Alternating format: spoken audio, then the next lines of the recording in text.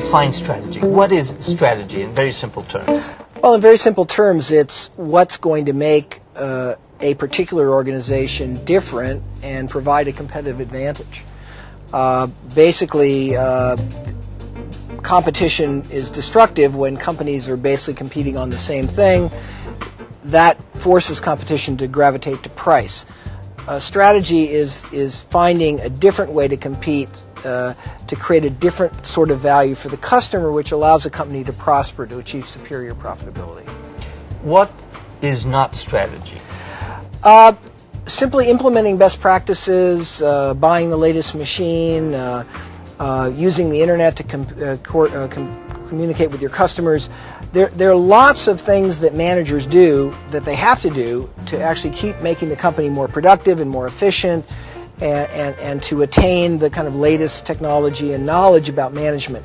All those things are a necessity, but they're not strategy. Strategy is not about doing the same thing better. Strategy is about finding that different place for the organization to deliver value. But what makes it challenging is you have to do both of these things at the same time. You got to keep assimilating best practices, but at the same time having real clarity about what's going to make you different. You wrote a book 25 years ago that has remained at the top of the list of the strategy books. What were the key messages in that book? Well, I've written a number of books about strategy. I think my first really major book on strategy was a book called Competitive Advantage, and I think the really major message of that was really how to look at the industry in which you compete and how to think about what causes industry profitability and how, by understanding that, a company can improve its own position. In that book, I introduced the so-called 5 forces framework, that in any industry you've got to look at the power of the customer, the power of the supplier, the barriers to entry, the threat of substitute products, and the nature of the rivalry itself, and that those 5 forces collectively define really the profit potential of any business. And this was, I think, a breakthrough in the field, because really we had no systematic way of looking at industries. The next book was a book called Competitive Advantage, in which I really talked about how to look at a company's own position and introduce the concept of the value chain. Any company, when it competes, is simply conducting a lot of activities, marketing activities, procurement activities, service activities, and so forth. And the value chain provided a framework for understanding how a particular company was competing versus its competitors, and therefore sharpening the distinctions in terms of its position. I think if I had to sort of highlight the major concepts that have made my work relatively enduring, it would be some of those ideas. Interesting. And after 30 years, what has changed?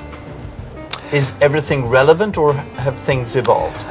Well, I've always focused not on the specifics of how a particular industry operates or a particular company competes.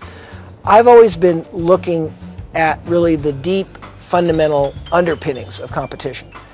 So, of course, industries are very different today than they were 30 years ago. We're much more global, there's different technology, things move at different speed, but actually the same 5 forces still determine profitability.